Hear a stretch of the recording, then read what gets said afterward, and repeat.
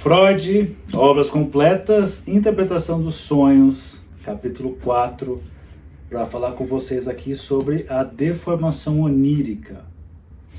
Só para saberem, eu acabei de gravar o vídeo de 40 minutos, o áudio não foi captado, eu perdi o vídeo, então eu estou aqui regravando esse vídeo. Então não vai durar 40 minutos porque eu não vou ter paciência para regravar tudo que eu já gravei. Mas mesmo assim, farei aqui um bom apanhado para você estudar sobre Freud, parar de mentir por aí que você já leu as obras completas, que não leu, ou falar por aí que já leu a Interpretação dos Sonhos, que não leu, certeza que não leu. Não, tudo bem, deve ter um ou outro aí que realmente leu, mas um monte de gente que fala que leu, não leu não. Bom, olha só que legal, no capítulo 4, ele vai falar de deformação onírica. E é bom que tá tudo fresquinho, acabei de gravar a aula inteira, então tá tudo fresco, então vai ser ótimo só por isso. É um capítulo que não é tão longo, ele vai da 167 até a 197. Decorei? Sou um gênio? Não, é que eu acabei de gravar a aula, então eu sei que vai porque eu acabei de gravar e deu errado. Vamos lá.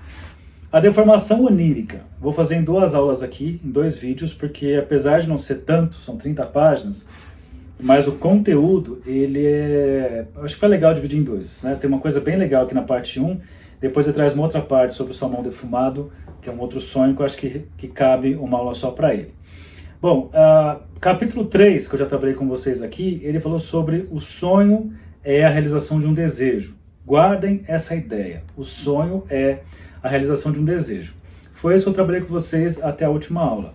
Só que nesse texto aqui ele falou assim, tá, mas quando eu falo que o sonho é a realização de um desejo, eu posso receber objeções. E ele fala, eu recebo objeções. E algumas das objeções que ele coloca é o seguinte, existem sonhos que são desagradáveis. Existem sonhos de angústia, sonhos penosos, que, como é que eu posso dizer que num sonho penoso existe a realização de um desejo? Como é que eu posso dizer que num sonho de angústia existe uma realização de desejo? Então ele fala assim, são pontos importantes a aparecer como questionamento. Então ele fala aqui, ó, na página 168, se você quiser seguir aqui o Companhia das Letras, mas você pode seguir em qualquer outro volume, na qualquer outra edição das obras completas, ele traz essa parte logo no comecinho. Então ele fala, os sonhos de angústia no quais somos abalados pelo mais terrível sentimento do desprazer até acordarmos, e justamente as crianças, nas quais encontramos os sonhos de desejo sem disfarce, são facilmente acometidas por esses sonhos de angústia.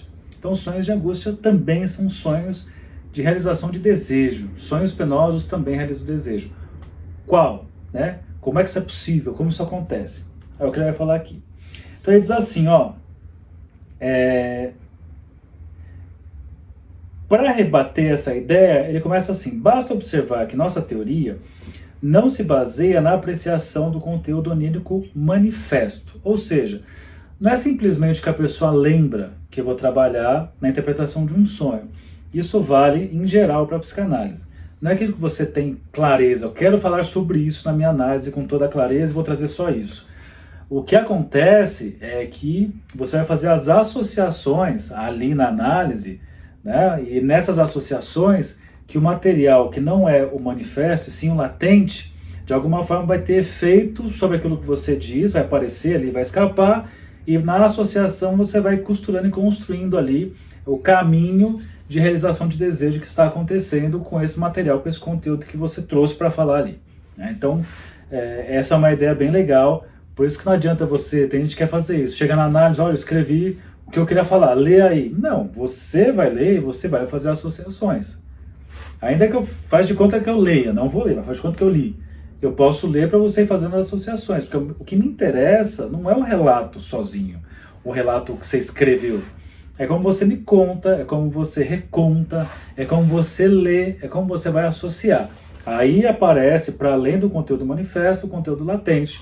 Aí vai aparecer as associações revelando o caminho do desejo. Guardem essa ideia. Beleza.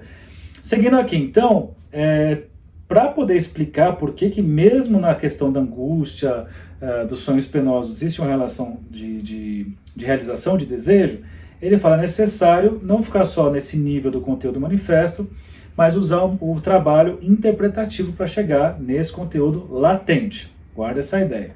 Ele fala, bom, mas Ainda assim isso pode ser questionado pelo outro, mas vai mostrar um caminho ali, como é que eu posso comprovar aquilo que eu estou falando. Para isso ele fala assim, ó, olha que legal essa ideia.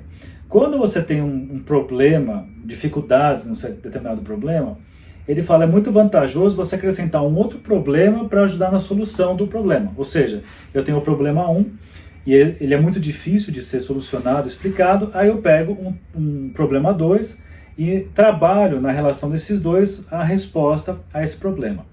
Para usar como um exemplo, ele fala assim, é como você vai quebrar uma noz, e é muito dura quebrar uma noz com a mão ali, mas se você pegar duas e apertar, você consegue quebrar. Então ele traz essa relação, essa analogia aqui. Então ele fala assim como é mais fácil quebrar duas nozes juntas do que separadamente. Então ele traz, ó, primeira questão, como podem sonhos penosos e angustiados ser realizações de desejos? Que é a pergunta que eu já tinha trazido para vocês. Só que ele acrescenta uma outra noz aí na história para fazer um nozes, que é o seguinte, por que os sonhos de conteúdo indiferente, se é indiferente, se revele como simplesmente é, mas ele fala, por que sonhos de conteúdo indiferente, que se revelam como realizações de desejos, não mostram esse seu sentido de forma transparente? Entende? Então ele trouxe um outro problema para, junto com o problema 1, conseguir solucionar. Então ele questiona, né, por que não tem uma coisa direta do significação, e ele fala que o comportamento do sonho tem a ver com essa ocultação, acontece uma deformação onírica, e essa deformação onírica ele traz assim, mas o que provoca essa deformação onírica? Ele traz, a primeira coisa que vem à nossa mente, quando fala de deformação onírica, é que existiria no sono uma incapacidade de dar expressão direta aos pensamentos oníricos. Mas essa explicação é muito fraca, não me interessa. O que eu quero fazer aqui, ele fala, ó, a análise de determinados sonhos, porém, nos obriga a um outro tipo de explicação. E essa outra explicação que ele quer trazer aqui, que ele vai apresentar aqui pra gente. Então, mostrando aqui, ó, para falar disso, ele vai trazer um sonho, só que antes de falar desse sonho, ele traz um contexto. Tem um relato preliminar, depois ele traz o sonho em si, para poder trazer essa explicação. Então ele fala assim, ó, na primavera de 1897, ele soube que 2 professores da universidade haviam sugerido o nome dele para a posição de professor extraordinário. E ele conta assim, ele ficou muito feliz por um lado, mas por outro lado ele saberia das resistências para conseguir ocupar esse lugar, porque ele sabia da politicagem, da questão dele ser judeu, tinha esses probleminhas, assim, cara, eu fiquei feliz, mas ao mesmo tempo assim, putz, não vai rolar. É como se fosse assim, ó, Saulo, você foi indicado para tocar no Metallica, putz, que legal. Aí eu penso assim, mas para tocar no Metallica tem que ser cabeluda. Puta, não vão me chamar, eu sou careca, né? Tudo bem que os caras estão ficando careca já, mas só não pensar numa relação assim, é uma alegria por um lado, lembraram de mim, por outro lado assim, putz, não vai rolar. Então ele entra nessa perspectiva. E aí acontece que certa noite, chega um colega dele numa visita, e esse colega dele, ele já tinha se candidatado para ser professor também, nesse mesmo lugar que Freud gostaria de ocupar. Ele queria se tornar um médico professor. E ele fala, quando você é um médico e professor, você vira um semideus. Pois bem, aí ele conta que ele ficou ali tentando, não conseguia, não tinha resposta, enrolavam, e um dia ele vai até o lugar, colocou ali um senhor contra a parede, ele perguntou com clareza assim, escuta, o atraso que está acontecendo é pelo fato são as ressalvas de natureza confessional? Aí o Freud fala embaixo aqui, ó, nota de rodapé, ou seja, a sua ascendência judaica.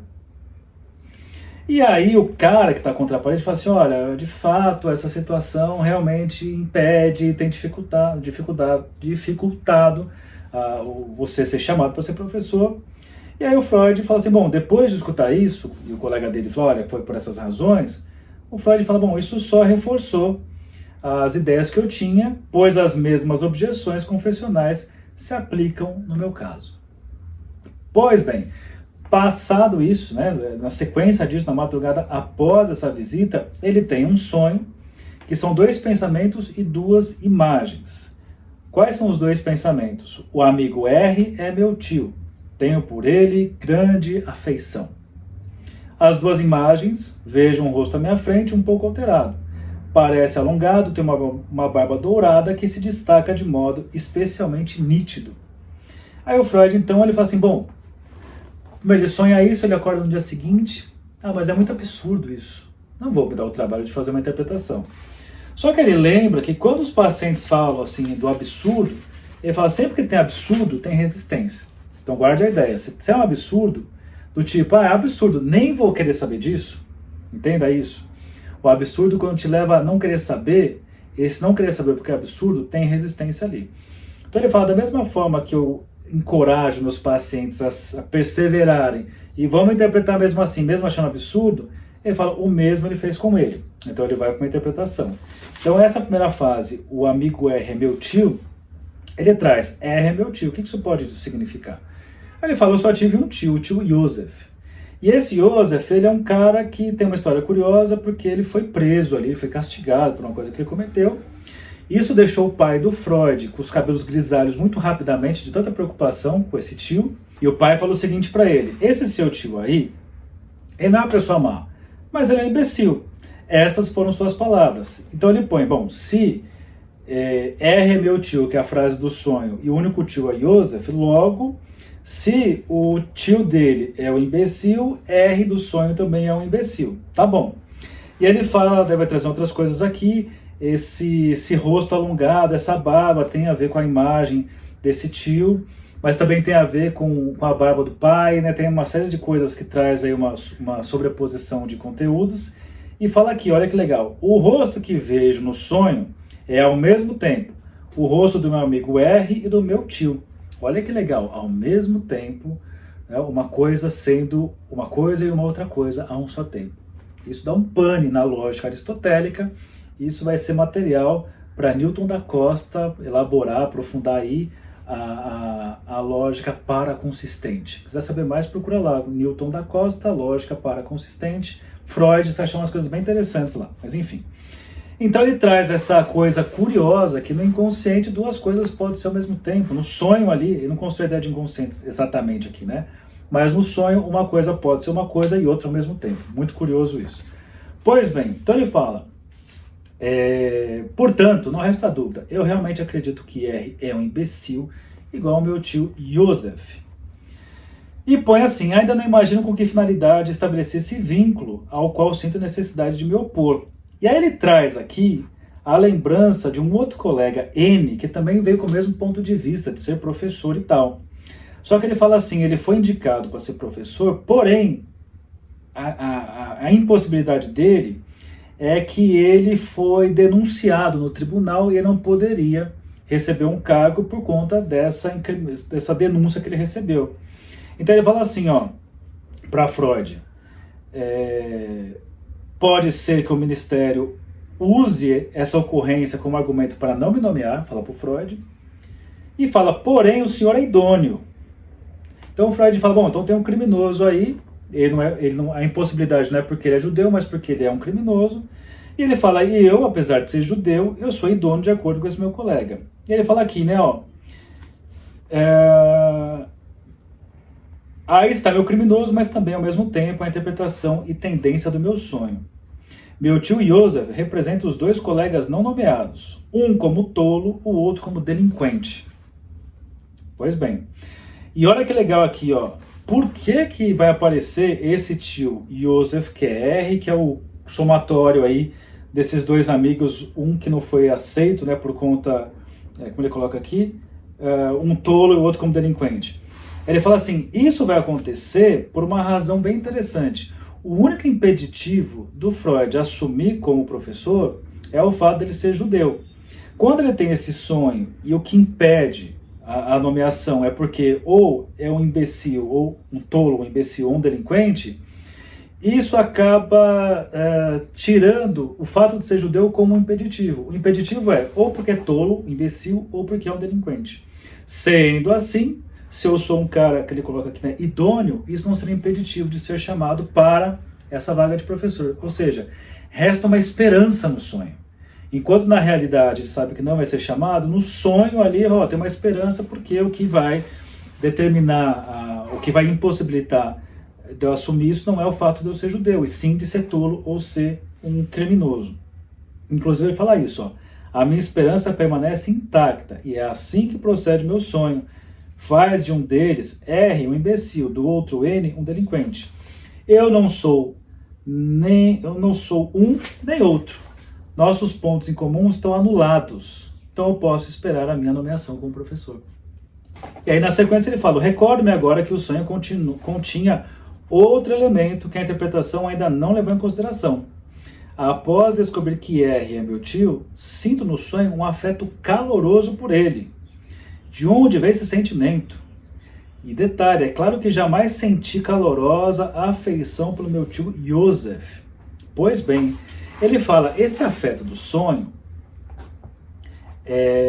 não pertence ao conteúdo latente, ao pensamento por trás do sonho. É o contrário desse conteúdo.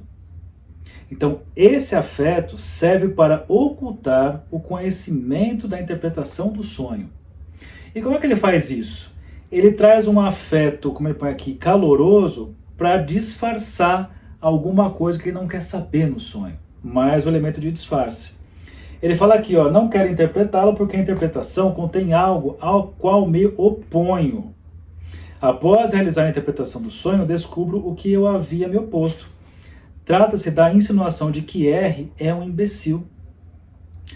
Ele põe aqui, se em comparação com o seu conteúdo latente, o sonho deforma esse ponto e o transforma em seu contrário, o afeto manifesto no sonho serve a essa deformação. Ou em outras palavras, anotem aí, ou grifem aí, a deformação se revela aqui como intencional, como meio de dissimulação.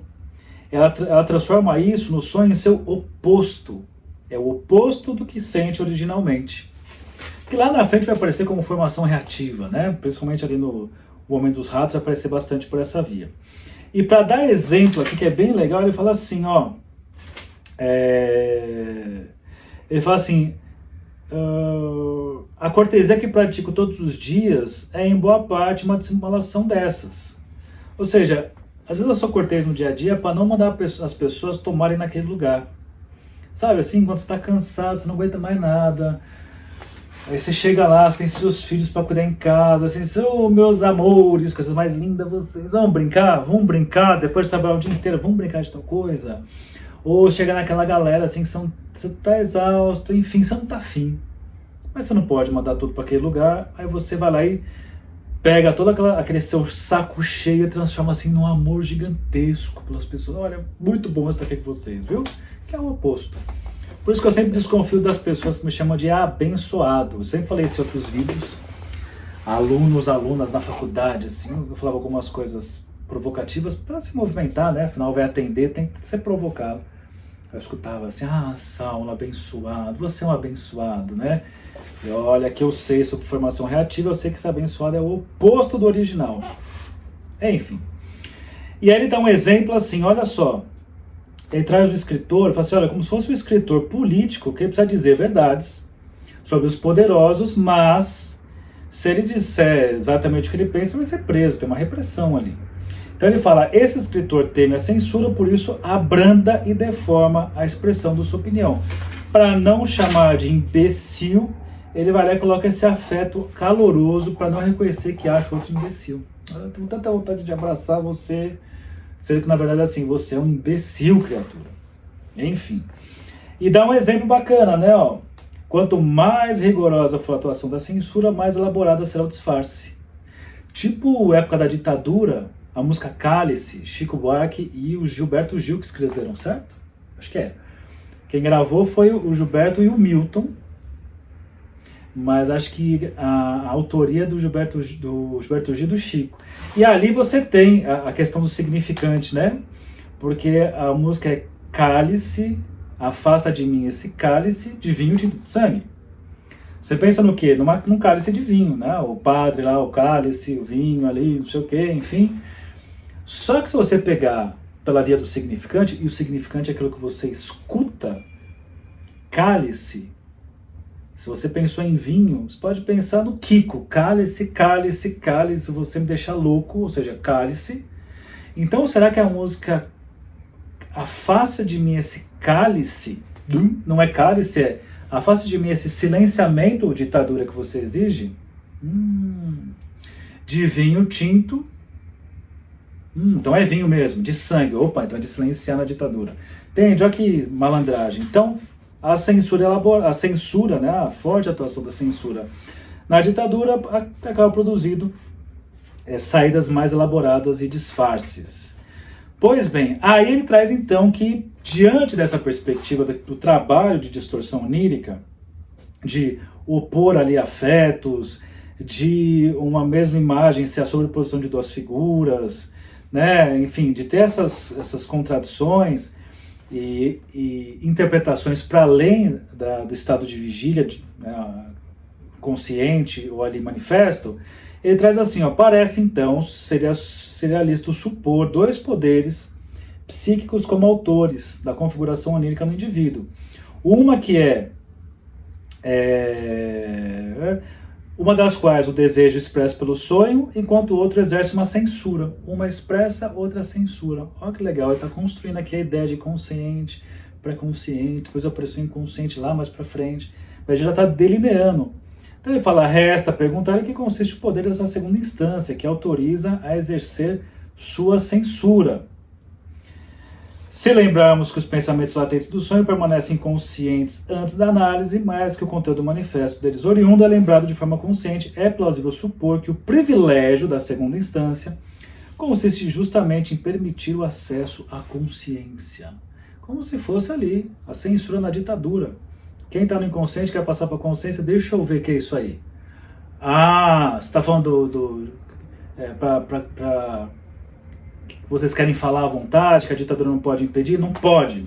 Não, peraí, é uma letra, cálice. Ah, cálice de vinho, então pode passar. Então como se fosse algo assim. Bacana, né?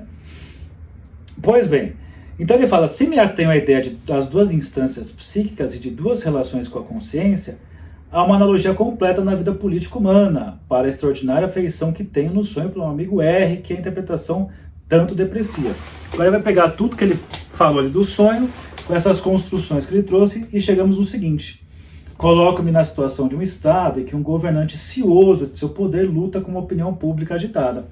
O povo se revolta contra um funcionário que lhe desagrada e exige sua demissão. Para mostrar que não tem de ceder à vontade popular, o soberano concede ao funcionário uma alta distinção, justamente quando não há motivo para fazê-lo. Da mesma forma, a minha segunda instância, que controla acesso à consciência, homenageia meu amigo, né? R demonstrando afeto exagerado porque os impulsos de desejo do primeiro sistema, por interesse peculiar a que se apagam no momento, querem xingá-lo de imbecil. O Freud Camus fala assim, olha, mas não posso esquecer porque eu comecei a escrever esse capítulo para falar sobre por que conteúdos penosos e de angústia são realizações de desejo. Eu falo, já estava respondendo, criaturas. Por que sonhos penosos são realização de desejo? Porque ele fala aqui, ó, quando o conteúdo penoso serve apenas de disfarce para um conteúdo desejado. Então o conteúdo penoso é só um disfarce. Temos ali a realização de um desejo, porém tem esse disfarce que aparece nesse sonho penoso. É por isso que temos isso. Olha só que bacana. Bom, eu vou encerrar a nossa aula nessa parte, ainda faltam algumas páginas do capítulo. Por quê? Porque ele vai entrar, ele traz que ainda assim existem objeções de até pacientes, mas você fala que sonho é realização de desejo, e que os pacientes trazem vários sonhos, falando assim, ó, onde está o desejo aqui então? Ele vai trazer o famoso sonho do salmão defumado, que eu vou deixar para o próximo vídeo. Que é assim, ó, é quase um cartão de entrada, se mostrar que você é psicanalista freudiano, assim, ó, salmão defumado. Mostra aqui, você sabe de um detalhezinho clássico aqui. Da mesma forma que se você que está no meio dos lacanianos, você pode soltar a frase assim, ó, eu venho do salsicheiro. Sabe o que significa isso? Sabe de onde eu tirei isso? Eu venho do salsicheiro, que eu falei que é uma coisa assim para você soltar nas rodas de amigos lacanianos. Pois bem. Se for amigos unicotianos, é só mandar assim, ó, o bebê não existe.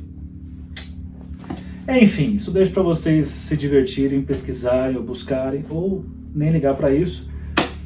Encerramos nossa aula de hoje, bons estudos. Na próxima aula eu continuo falando sobre deformação onírica, capítulo 4, mas a parte 2, o salmão defumado. Bons estudos e até o nosso próximo encontro.